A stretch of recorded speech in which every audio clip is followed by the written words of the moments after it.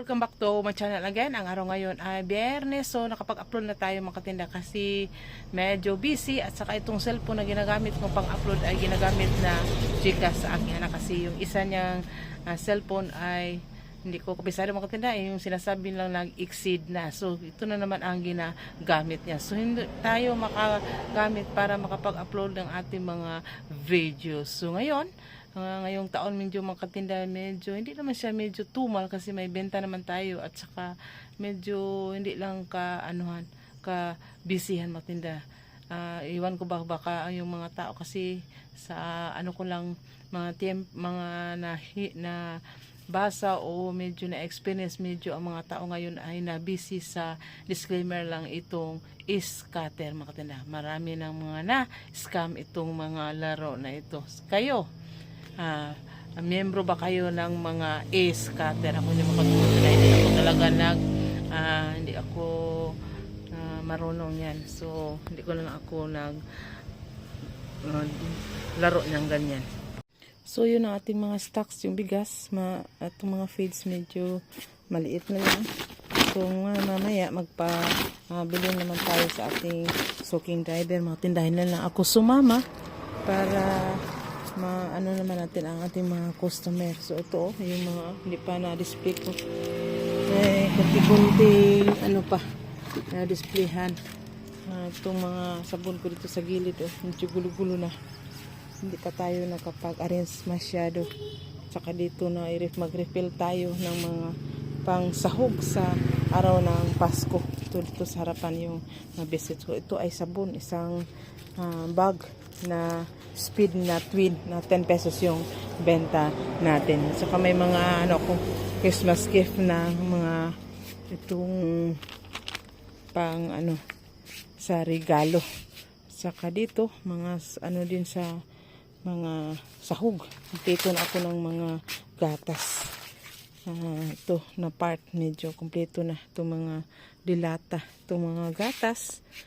May dori na ako na isang case na medyo mura lang sa kanila, 46, kasama yan sa Pringles na kumuha ko ng 5 boxes ng Pringles mga tinda. Ito mga dilata natin. Ito lang kanton ay parang isang buwan na hindi na bumalik yung ahente. Ewan ko ba nasaan na yung ahente na yan. So medyo sa mga wholesaler lang tayo muna namili. At saka itong asukar, mag-repack tayo mamaya. May isang sako ako naka-waiting, nakaabang.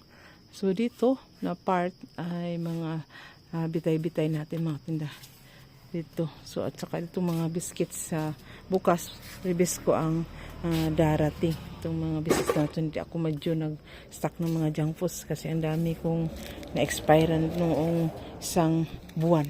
So dito yung mga diaper natin sa likuran. So disclaimer lang, ito yung kainan namin. At saka ito yung mga stocks ko na dinamihan ko yung Bear Brand na 6 na boxes yan, choco at saka itong swak, at saka mga wings at saka itong mga tanduay.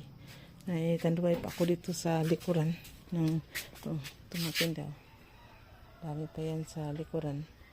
Yun ang ating at saka itong bigas. Nagdagan natin itong kuha ko, medyo nagmura siya. May tao mga tinda. Saka sa ilalim ng aking mesa, may mga stock pa dyan, mga sabon. Saka isang case na jersey na iba mga tinayan. Isang case yan. Ito, mga sabon yan. Saka dito sa ilalim yung mga rinipa kong harina.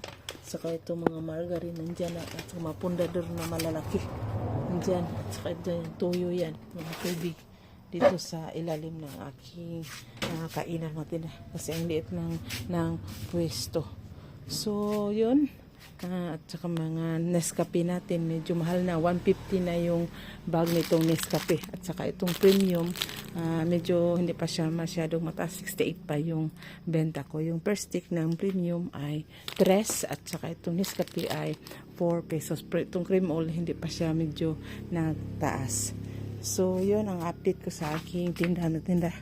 Medyo busy tayo, hindi tayo nakapag-upload. Dito sa gilid na yung mga pang sahog, kompleto na yun yung gatas, marami.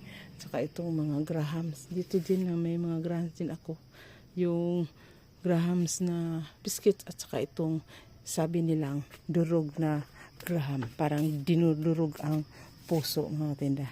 So, yun lang muna ang aking masasabi. Ma-upload ngayon mga tinda sa araw na ito na positive lang tayo at bawal ang niga sa araw ng Pasko o Bagong Taon o sa lahat na araw.